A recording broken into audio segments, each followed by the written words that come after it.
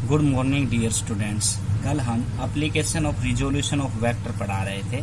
तो हमने ये बताया था कोई भी एक वेक्टर किसी भी प्लेन के अंदर लाई कर रहा है थीटा एंगल के ऊपर, तो उसको हम दो कंपोनेंट के अंदर तोड़ सकते हैं। तो थीटा के साथ हमेशा वो कैसे रहेगा, कोस के साथ। वही वेक्टर ए कोस थीटा और परपेंडिकुलर कंपोनेंट उसका रहेगा ए साइन थीटा। उसके बाद हमने एप्लीकेशन पढ़ी रिजोल्यूशन ऑफ द वेक्टर की।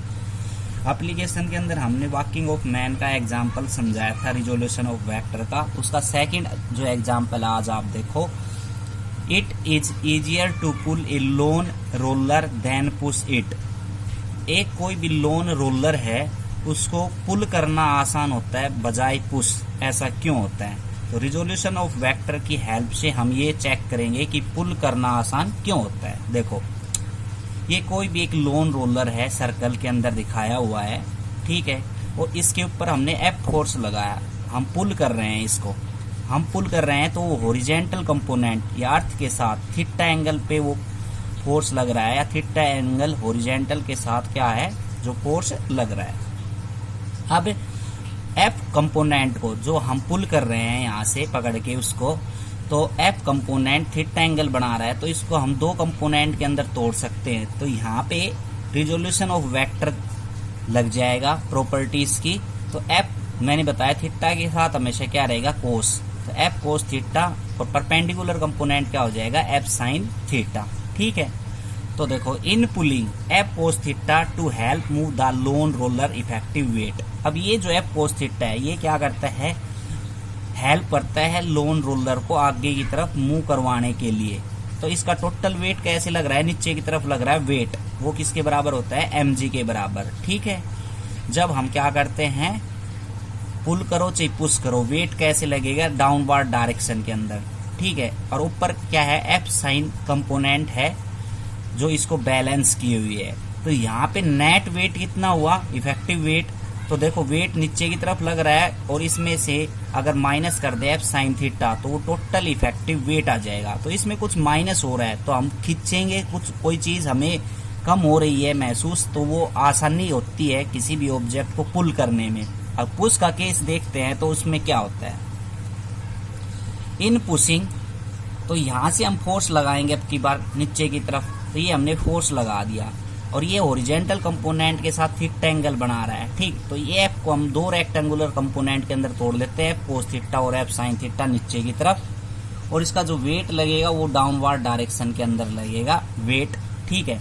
तो आप देखो नेट इफेक्टिव वेट कितना होगा, इसका एफ साइन थीटा नीचे की तरफ लग रहा है, वेट भी नीचे की तरफ, तो दोनों इफेक्टिव वेट आपस में ऐड हो जाएंगे। तो इफेक्टिव वेट कितना होगा, एफ साइन थीटा प्लस में डब्ल्यू, ठीक है। और एफ कोस थीटा क्या करेगा, लोन रोलर को आगे की तरफ मूव करवाएगा, ठीक है। एफ कोस थीटा यहाँ पे किस लिए है, क्योंकि ये लोन रोलर को आगे की तरफ क्या करेगा, मूव करवाएगा फॉरवर्ड डायरेक्शन के अंदर। तो यहाँ पे इफेक्टिव वेट तो माइनस हो गया था, डब्ल्यू माइनस में एफ साइन थीटा, ऊपर से यहाँ पे क्या हो गया प्लस। इसका मतलब इसमें वेट बढ़ गया, बढ़ेगा तो पुश करने में क्या होगी, दिक्कत, और यहाँ पे पुल करने में क्या होगी, आसानी। तो रिजोल्यूशन वेक्टर का ये एग्जाम्पल है।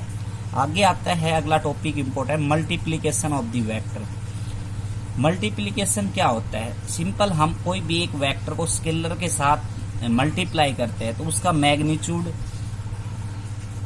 n टाइम्स बढ़ जाता है। या एक वेक्टर को हमने स्केलर के साथ मल्टीप्लाई किया तो उसका मैग्नीट्यूड जितना स्केलर है उतने टाइम्स बढ़ जाता है, ठीक है। जैसे फॉर एग्जाम्पल, जैसे ए वेक्टर है 3i प्लस में 2j, इसको मैं 3 से मल्टीप्लाई करूं तो 3i माइनस 2j, ये इसका जो मैग्नीट्यूड है 3 टाइम्स बढ़ गया इस वेक्टर का, ठीक है।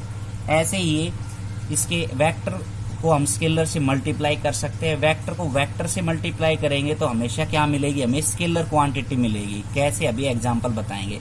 वेक्टर को वेक्टर से मल्टीप्लाई करेंगे तो वेक्टर क्वांटिटी भी हमें मिल सकती है। क्या मिल सकती है, वेक्टर क्वांटिटी भी मिल सकती है। एग्जाम्पल देखो,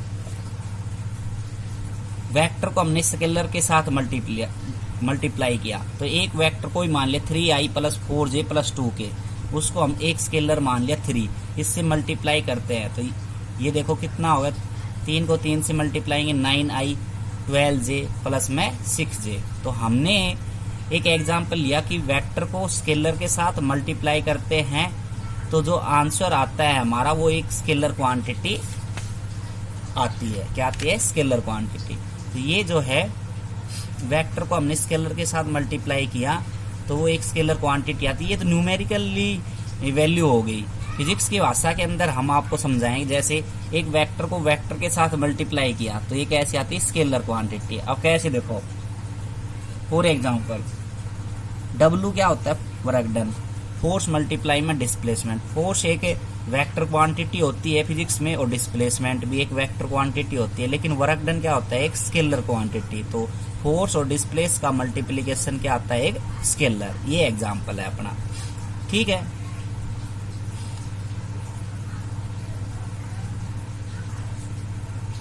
ये इंपॉर्टेंट टॉपिक है, डॉट प्रोडक्ट और scalar product of the vector. Multiplication के अंदर तो हम सिंपली मल्टीप्लाई करेंगे, न्यूमेरिकल को वेक्टर के साथ या स्केलर को वेक्टर के साथ हम मल्टीप्लाई कर सकते हैं। दूसरा हमने एक बात बताई, वेक्टर को वेक्टर के मल्टीप्लाई करेंगे तो एक स्केलर क्वांटिटी आ सकती है, और एक वेक्टर को वेक्टर से मल्टीप्लाई करें तो वेक्टर क्वांटिटी आ सकती है, ठीक है। अगर यहाँ पे भी हम वेक्टर क्वांटिटी ले लेते W की जगह, और फोर्स भी अपना वेक्टर आ जाता और डिस्प्लेसमेंट भी वेक्टर आ जाता, तो तीनों क्या हो जाता? किसका एग्जांपल हो जाता? Vector multiply vector is equal to vector. लेकिन ये किसका एग्जांपल है? Vector multiply vector is equal to scalar, ठीक है। डॉट प्रोडक्ट और scalar product of the vector, ये इंपॉर्टेंट टॉपिक है। A dot B is equal to magnitude of A magnitude of B and cosine of angle between them. देखो, dot product और scalar product एक ही बात है, cross product आगे आएगा। ये दो टॉपिक बच गए, दोनों इंपॉर्टेंट है। डॉट प्रोडक्ट और scalar product of the vector क्या होता है? The dot product of two vector is equal to magnitude of vector A multiply by magnitude of vector B and cosine of angle between them. जो ये mathematical equation लिख रखी वो ही है। Dot product दो वेक्टर की हम किसको कहेंगे? A डॉट B बराबर मैग्नीट्यूड ऑफ A वेक्टर और multiply magnitude of vector B and cosine of angle between them. दोनों के बीच के अंदर कितना एंगल है? कोसाइन एंगल, ठीक है। तो ये आपकी मैथमेटिकल इक्वेशन आपको याद रखनी है। A डॉट B बराबर AB कोस थीटा। अब आगे जो हमें डॉट प्रोडक्ट जहाँ पे यूज करेंगे +2 क्लास के अंदर, या आगे बाकी टॉपिक बच गए 1 के अंदर, उसमें अगर डॉट प्रोडक्ट कहीं पे भी आता है तो मैं वहां पे A डॉट B डायरेक्ट लिखूंगा AB कोस थीटा के बराबर, क्योंकि यहाँ से हमने सीख लिया डॉट प्रोडक्ट और स्केलर प्रोडक्ट क्या होता है। जैसे फॉर एग्जांपल वर्क डन का ही हमने अभी बताया था, W बराबर F dot S। F dot S क्या है? ये अपनी वेक्टर फॉर्म है। इसको मैं स्केलर फॉर्म के अंदर लिख दूंगा तो इसको ऐसे लिखूंगा FS cos of theta direct, तो कोस थीटा आ जाएगा यहाँ पे, ठीक है, समझ गए। अब कोई भी A वेक्टर B वेक्टर, उसके बीच के अंदर हमने एंगल मान लिया थीटा एंगल, तो ये बाहर वाला एंगल कितना बच गया? 360 माइनस में थीटा, ठीक। अब हम इसके स्पेशल केस पढ़ते हैं। अगर थीटा की वैल्यू 90 डिग्री हो जाए तो कोस 90 का मान होता है 0। तो A डॉट B बराबर AB कोस थीटा लिख सकते हैं हम, अभी बताया मैंने।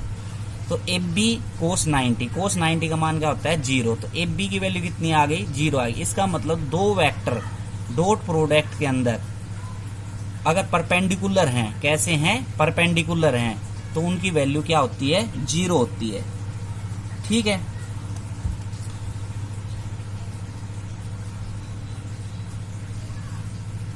ऐसे ही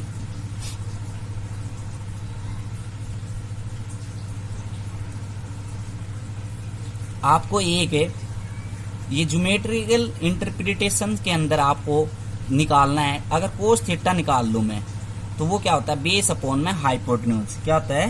बेस अपॉन में हाइपोटेन्यूज। तो OP अपॉन में O क्या हूं? अगर कोई भी एक ट्रायंगल मान लें, तो बच्चे ने डायग्राम नहीं बना रखा तो एक डायग्राम बना लेते हैं हम पहले।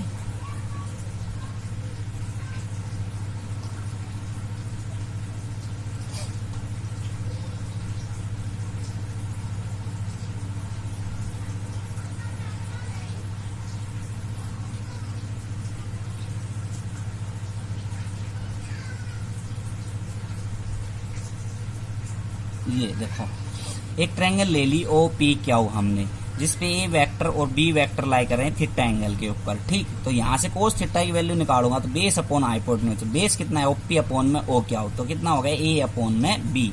तो ए को मैं क्या लिख सकता हूँ, बी कोस थीटा, क्या लिख सकता हूँ, बी कोस थीटा। ठीक है, यहाँ से ज्योमेट्रिकल इंटरप्रिटेशन के अंदर इसमें क्या समझा रखा है, देखो यहाँ पे अगर हम कोई सेम वेक्टर ले लें, ये तो अलग अलग ले लिया ए और बी, सेम वेक्टर ले ले आई डॉट आई, तो हमने ए डॉट बी का फार्मूला पढ़ा है क्या, magnitude of vector A magnitude of vector B cos of theta. तो यहाँ पे अगर सेम वेक्टर लेंगे हम तो magnitude of vector I magnitude of vector I cos of theta. तो मैग्नीट्यूड ऑफ आई हम अगर मान ले 1 है, ये भी क्या है 1, तो कोस ऑफ थीटा। तो थीटा की वैल्यू भी अगर हम क्या मान लें 0 डिग्री। 0 डिग्री हमने क्यों मानना है, अगर जब कोई भी दो वेक्टर अगर सेम डायरेक्शन के अंदर जा रहे हैं, जैसे वेक्टर ए और वेक्टर बी सेम डायरेक्शन के अंदर जा रहे हैं, थीटा की वैल्यू आपको यार 0 माननी पड़ेगी, क्योंकि 0 होगी, क्योंकि सेम डायरेक्शन के अंदर। अगर परपेंडिकुलर होते तो कितने 90 डिग्री, अपोजिट डायरेक्शन के अंदर होते तो कितना एंगल बनता है 180 डिग्री। तो सेम डायरेक्शन के अंदर जा रहे हैं तो I dot I cos of theta, तो आई डॉट आई का मान 1 होता है और कोस ऑफ थीटा, कोस हमने कितना ले लिया 0, तो कोस 0 ले लिया तो कितनी वैल्यू आ गई 1, तो आंसर कितना है 1। मतलब क्या है, जब कोई भी दो वेक्टर आई डॉट आई अगर सेम डायरेक्शन के अंदर हैं तो उनकी वैल्यू क्या है 1 होती है, क्या होती है 1।